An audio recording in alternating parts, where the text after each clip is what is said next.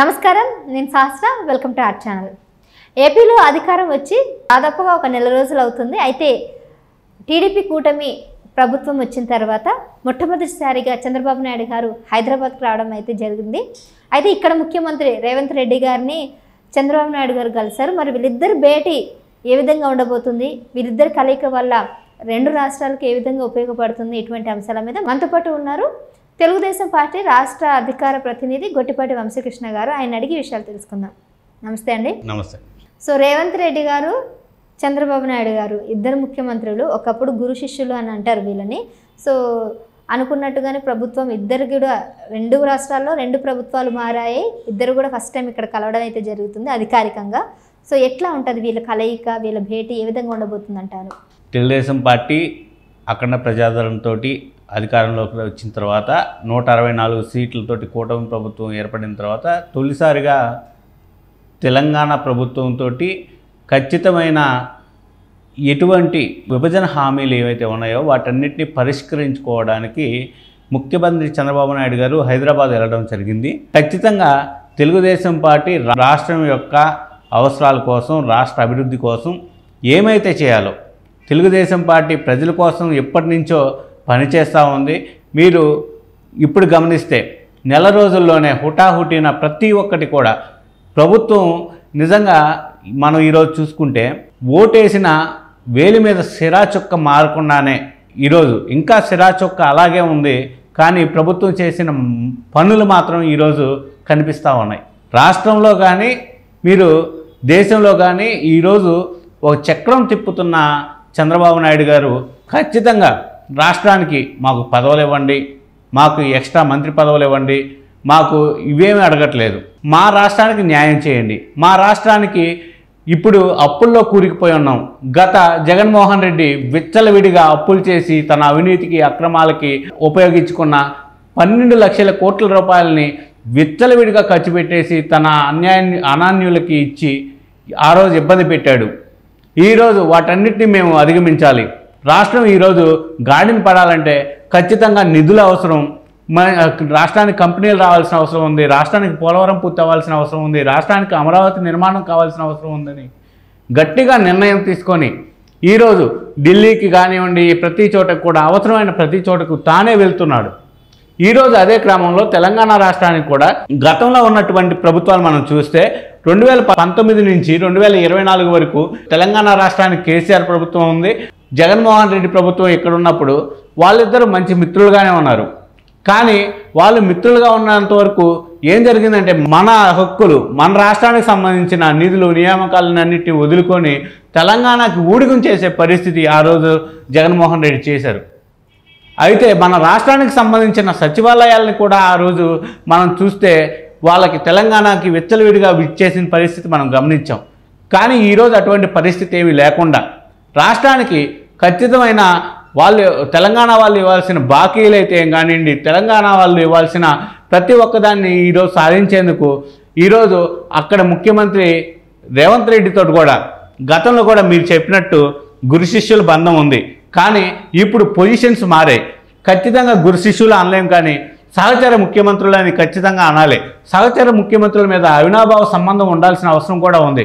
కానీ గతంలో ఉన్న ఎప్పుడైతే కేసీఆర్ కానివ్వండి, జగన్ కానివ్వండి ఎంతసేపటికి వాళ్ళ లాభార్జనకి వాళ్ళ అవసరాల కోసం మాట్లాడుకున్న పరిస్థితే. కానీ గతంలో మనం చూసాం ఇఫ్తార్ విందులో వాళ్ళు ఇఫ్తార్ విందు లాంటి వాటిల్లో కూర్చొని కూడా ఖర్జూరకాయలు ఇవి పంచుకొని వాళ్ళు నోట్లో పెట్టుకొని తినిపించుకున్న పరిస్థితి. కానీ మా రాష్ట్రానికి ఇటువంటి నిధులు రావాలి, మా రాష్ట్రానికి ఈ న్యాయం జరగాలి, మా రాష్ట్రానికి ఇటువంటి పరిస్థితి మంచి పరిస్థితి లేదు అని చెప్పి ఏ రోజు కూడా జగన్మోహన్ రెడ్డి అడిగిన పరిస్థితి లేదు. ఎందుకంటే ఆ రోజు మీరు గమనిస్తే తెలంగాణలోనే ఎప్పుడు కూడా జగన్మోహన్ రెడ్డికి సంబంధించిన కేసులన్నీ కూడా ఎప్పుడు తిరుగుతూ ఉండేవి. కాబట్టి ఈయన ఏం కలిపెట్టినా కూడా కేసీఆర్ నా మీద కక్ష కడతాడు, నా కేసుల్ని ఇబ్బంది పెడతాడు, ఎందుకు ఆయనతో జాగ్రత్తగా ఉందాము అనే పరిస్థితిలోనే ఎప్పటికీ ఉండబట్టి ఆ రోజు మనం చూసుకుంటూ వస్తే ఖచ్చితంగా అదే ఆ రోజు నుంచి కూడా కేసీఆర్కి అయితే కానీ మోదీకి కానీ వీళ్ళు కాళ్ళకి దండాలు పెట్టి వాళ్ళ చుట్టూ తిరిగే పరిస్థితి ఉంది. ఒకప్పుడు రాష్ట్రం విడిపోవడానికి కేసీఆర్ జగన్ ఇద్దరు పూనుకొని రాష్ట్రం విడిపోవడానికి కారకులు అయ్యారనే వాదన అయితే ఉంది.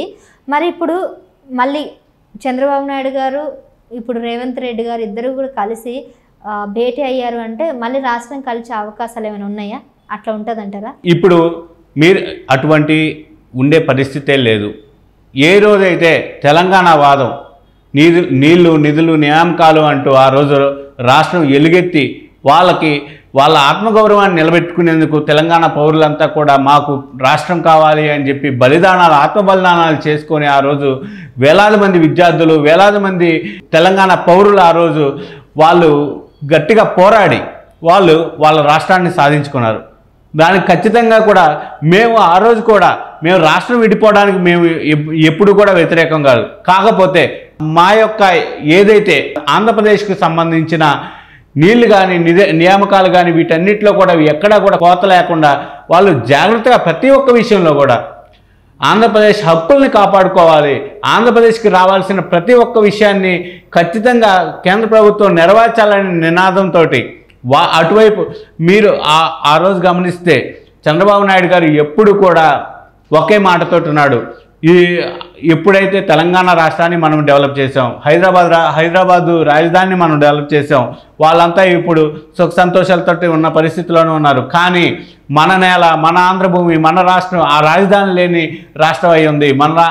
మన రాష్ట్రంలో నిధులు లేని రాష్ట్రం అయి ఉంది. మన రాష్ట్రానికి కంపెనీలు లేవు, మన రాష్ట్రానికి నిధులు లేవు, మన రాష్ట్రానికి ఉద్యోగాలు లేవు అనే ఖచ్చితమైన వాటన్నిటికీ డెవలప్ చేయాలి అనే ఉద్దేశంతో డెవలప్ చేస్తారని ప్రజలు కూడా నమ్మబట్టే 2014లో సమగ్రమైన ఒక మ్యాండేట్ ఇచ్చారు ఆ రోజు.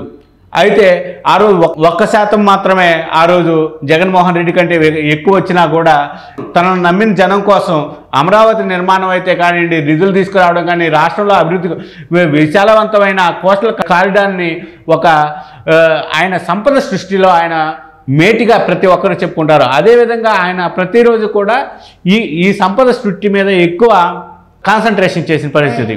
మీరు అన్నట్టుగా అంటే విడిపోవడానికి ఎవరి కారకులైనా కానీ ఇప్పుడు మీరు మద్దతు అయితే పలుకుతున్నారు. కలిసే అవకాశాలు లేకపోయినా కానీ ఒక అన్నదమ్ముల్లాగా కలవాలని ఏ ఆంధ్రుడు కోరుకోవట్లేదు.